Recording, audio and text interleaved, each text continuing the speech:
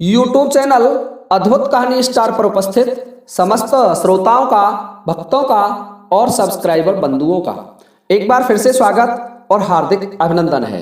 श्रोताओं, वीडियो पर चलने से पहले मैं आप सभी से एक निवेदन करना चाहूँगा कि जिन भाइयों ने अभी तक हमारे चैनल को सब्सक्राइब नहीं किया है तो कृपया चैनल को सब्सक्राइब जरूर कर लें और सब्सक्राइब बटन के पास में ही छोटा सा एक बेल आइकन होता है, उसे भी प्रेस कर लें, क्योंकि मैं आपको इसी तरीके की ऐतिहासिक कहानियां लेकर के आता रहता हूं। तो आइए श्रोताओं, आज का वीडियो प्रारंभ करते हैं। देखिए श्रोताओं, मैंने व्यापारी और दैत्य की कहानी भाग फर्स्ट में आपको बताया था कि वो दैत्य जब व्यापारी को मारना चाहता है तभी जो हिरणी वाला वृद्ध था, जिसके पास एक हिरण थी, वो पहुंच जाता है दैत्य के पास और दैत्य को आप बीती कथा सुना देता है। और दैत्य इसके बदले में उस व्यापारी का 1/3 भाग अपराध का क्षमा कर देता है।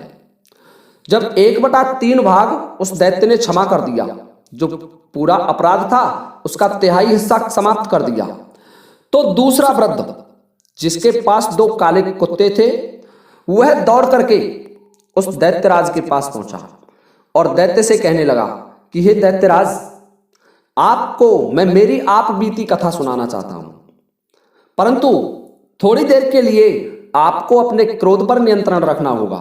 आप इस व्यापारी को तब तक नहीं मारेंगे जब तक मेरी कथा पूरी नहीं हो जाए। दैत्य बोला कि कहो क्या कथा है, मैं सुनना चाहता हूं। तो वृद्ध कहने लगा कि देखिए दैत्यराज, मेरी एक शर्त है, यदि मेरी ये कथा आप बीती कहानी आपको अच्छी लगे तो आपको इस व्यापारी का जो अपराध है उसका 1/3 भाग समाप्त करना होगा। दैत्यराज बोला कि चलिए मैं तुम्हारी बात मान लेता हूं, मुझे तुम्हारी जो शर्त है वो मंजूर है। अब श्रोताओं, वह वृद्ध दैत्यराज को एक कहानी सुना रहा है और दैत्यराज से कहने लगा कि दैत्यराज, ये दोनों काले कुत्ते आप देख रहे हैं, ये दोनों मेरे भाई हैं, मेरे सगे भाई हैं। दैत्य ने बड़ा आश्चर्य किया कि क्या कह रहे हो आप वृद्ध? कि हाँ, ध्यान से सुनिए, हमारी कहानी बड़ी मार्मिक और दुख भरी कहानी है। मैं आपको पूरी कहानी आपकी सेवा में प्रस्तुत कर रहा हूं। तो श्रोताओं, दैत्य कहने लगा, कहो वृद्ध, आगे बताइए। कि हम तीनों भाई बड़े आराम से एक संपन्न परिवार में जन्मे थे, संपन्न परिवार में रहा करते थे। हमारा जन्म एक संपन्न परिवार में हुआ था और हमारा समय बड़े आराम से निकल रहा था। तभी हमारे पिता का देहांत होता है और देहांत होने से पहले हमारे पिताजी ने हमें 3000 असरफियां प्रदान की और उन्होंने कहा कि इनसे आप आगामी जीवन में कुछ अच्छा कर सकते हैं, अपना कारोबार चला सकते हैं, अपना घर का खर्च चला सकते हैं।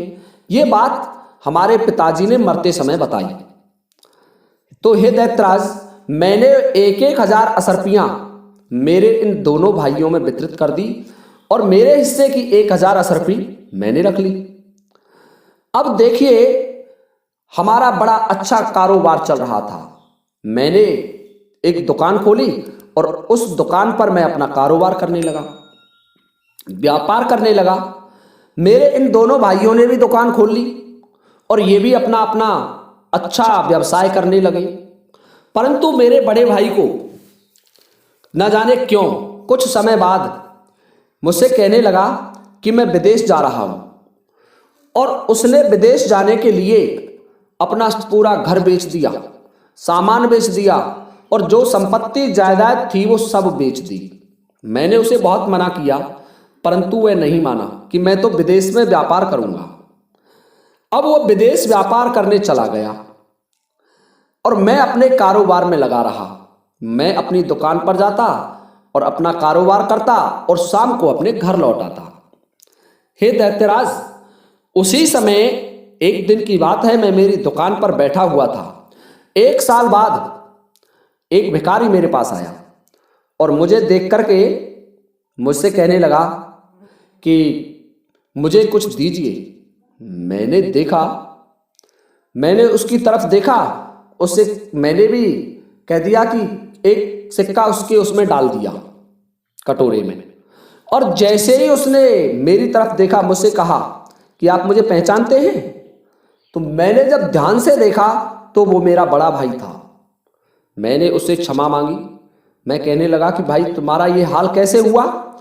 तो उसने अपनी संपूर्ण घटना संक्षेप में मुझे सुना दी कि मुझे व्यापार में बहुत बड़ा घाटा हो गया और मैं ना जाने कितने कष्ट झेल करके यहां तक आपके पास तक आया हूं। और इतना कह करके वह रोने लगा।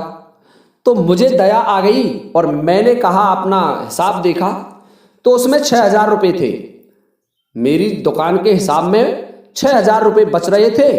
मैंने 3,000 रुपये मेरे बड़े भाई को दे दिए और कहा कि इनकी सहायता से तुम आराम से कोई और व्यवसाय कर लीजिए, यहां दुकान कर लीजिए।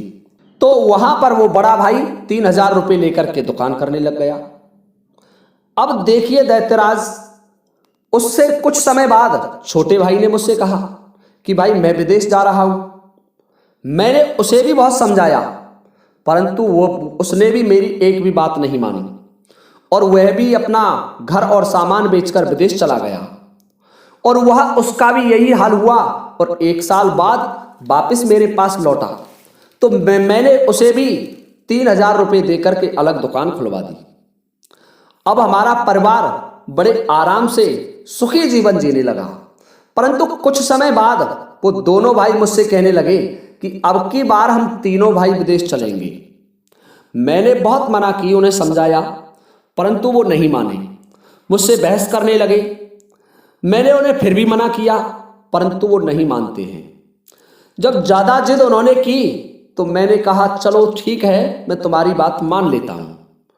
मैं उन दोनों के साथ विदेश जाने को तैयार हुआ और उनसे पैसे मांगे तो उनके पास कुछ पैसे नहीं थे। उन्होंने जो मैंने भी पैसे दिए थे वो भी खर्च कर दिए। तो मेरे पास मैंने हिसाब देखा 12,000 रुपये बच रहे थे।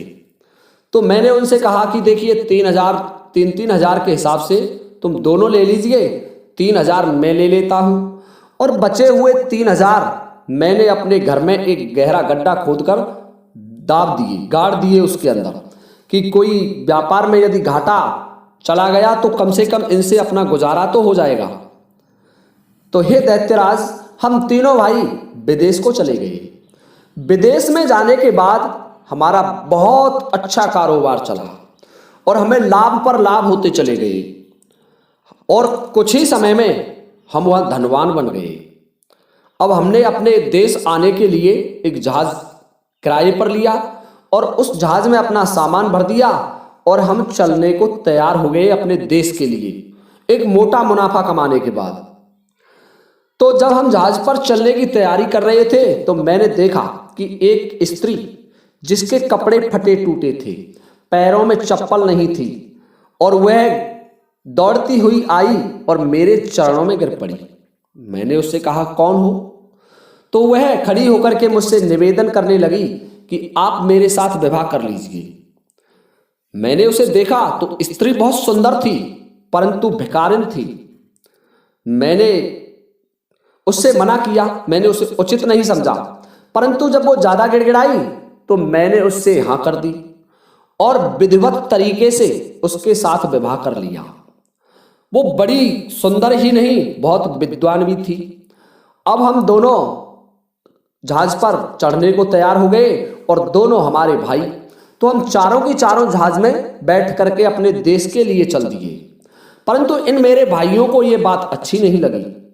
ये अब मुझे देख करके चिढ़ने लगे और यहां तक स्थिति आ गई कि ये मेरी जान पर मुझे मारने के लिए उतारू हो गए। एक दिन मैं और मेरी पत्नी दोनों सो रहे थे तो इन दोनों भाइयों ने हमें उठाया और समुद्र में फेंक दिया। परंतु ये मेरी पत्नी बड़ी बुद्धिमान थी, इसने, ये अलौकिक शक्ति की स्वामिनी है, उसने मुझे उठाया और एक टापू पर ले आई। और जब मैं प्रातःकाल जागा तो मैं देख करके कहने लगा कि ये क्या हुआ। तो उसने मुझे संपूर्ण घटना बताई कि वास्तविकता में मैं एक परी हूं। मेरी पत्नी कहने लगी मैं एक परी हूं और मैं, जब तुम जहाज पर चढ़ रहे थे तो तुम्हारे रूप और सौंदर्य पर मोहित हो गई, इसलिए मैंने तुमसे विवाह करने की कोशिश की और भिखारिन का रूप इसलिए धारण किया कि मैं तुम्हारी परीक्षा लेना चाहती थी कि तुम कितने शालीन व्यक्ति हो। अब मुझे बड़ा आश्चर्य हुआ। मैं उससे कहने लगा, ठीक है देवी, मैं तुम्हारा इस बात का एहसानमंद हूं। परंतु वह पत्नी कहने लगी, जो परी थी, कि मैं तुम्हारे दोनों भाइयों को जीवित नहीं छोड़ूंगी। मैंने उसे बहुत समझाया कि नहीं, वो दोनों बच्चे हैं और वो कुछ जानते नहीं हैं, इसलिए हमें उनके साथ कुछ गलत नहीं करना चाहिए। परंतु वो परी, जब मैं समझाता वो उतनी ही चिढ़ती जाती। वो नहीं मानी। उसने कहा, मैं उन दोनों को मारकर छोड़ूंगी। मैंने उसे बहुत समझाया, परंतु हे दैत्यराज, वह परी थी नहीं मान पाई। मैंने समझाने के बाद उससे निवेदन किया, उसे सौगंध दिलाई कि उनके आप प्राण मत लेना, उन्हें मारना मत, और कोई दंड उन्हें दे सकती है। बहुत समझाने के बाद इस परी ने अचानक ही क्या किया कि मुझे उठा करके फेंक दिया और मैं मेरे घर आकर के गिरा। जब मुझे होश हुआ तो अपने घर की छत पर पड़ा पाया। अब मैं जब जागा तो जागने के बाद सीढ़ियों से उतरकर नीचे आया और नीचे आकर के अपने वो 3,000 रुपये जो गड्ढे में मैंने गाड़े थे उनको खोदा और अपनी वापस दुकान पर चला गया। मैंने अपना पुनः नया कारोबार चालू कर दिया। मेरी दुकान चलती रही। अब जब मैं शाम को घर आया तो मैंने देखा कि मेरे उस घर में 2 काले कुत्ते बंद हैं। ये देख करके मुझे बड़ा आश्चर्य हुआ और वो दोनों कुत्ते मुझे देख करके मेरे पास आए और अपनी पूंछ हिलाने लगे, दुम हिलाने लगे। ये देख करके मैं बड़ा आश्चर्यचकित हुआ। तभी वो परी एकदम से प्रकट हुई और मुझसे बोली कि आप इन कुत्तों को देख करके डरना मत। मैं बोला, क्यों? कि ये दोनों तुम्हारे भाई हैं। मुझे इस बात का बड़ा दुख हुआ। मैंने उस परी को समझाने की कोशिश की कि तुमने गलत किया है इनके साथ, परंतु वह नहीं मानी। मैंने जब ज्यादा अनुनय विनय और निवेदन किया तो उसने मुझसे कहा कि 10 साल बाद ये अपने मूल रूप को प्राप्त हो जाएंगे। और इतना कहकर के वो परी अंतर्ध्यान हो गई। तो तब से मैं वहां दुकान करता रहा और 10 साल के समय का इंतजार करता रहा। मैं प्रतिदिन बड़ा दुखी रहता और इन कुत्तों की बड़ी देखभाल करता। ये मेरे सगे भाई थे इसलिए। अब ये दैत्यराज, वो 10 साल का समय पूरा हो गया है और ये दोनों भाई आज तक कुत्ते बने हुए हैं। ये सही नहीं हो पाए। अब मैंने विचार किया कि इन्हें कहीं देश विदेश की यात्रा करा दूं। इसलिए जब 10 साल पूरे हो गए तो मैं इन दोनों कुत्तों को, जो मेरे भाई हैं, इनको साथ लेकर के चल दिया और यहाँ जिस स्थान पर आप मिले हैं, इस वृद्ध को जिसके साथ हिरणी है और इस व्यापारी को देख करके रुक गया और आपको जो मेरी आप बीती घटना थी वो दैत्यराज सुनाई। अब यदि आपको मेरी कहानी अच्छी लगी हो तो इस व्यापारी का 1/3 भाग अपराध का माफ कर दीजिए। दैत्य कहने लगा, वाह, कितनी शानदार, कितनी सुंदर आप बीती कहानी सुनाई है वृद्ध तुमने। मैं तुम पर प्रसन्न हूं और इसकी जो इसका अपराध है इस व्यापारी का, उसका 1/3 भाग, 1/3 भाग क्षमा कर रहा हूं। तो देखिए श्रोताओं, एक कहानी इसकी और शेष है, वो मैं आपको कल के वीडियो में लेकर के उपस्थित हो जाऊंगा। आज इतना ही का, क्योंकि ये वीडियो काफी लंबा हो गया है। और यदि आपको हमारा ये वीडियो अच्छा लगा हो और यदि आपको हमारा ये वीडियो अच्छा लगा हो तो कृपया वीडियो को लाइक जरूर करें और चैनल को सब्सक्राइब करना ना भूलें। इसी के साथ अब ये वीडियो समाप्त होता है। जय हिंद, जय भारत।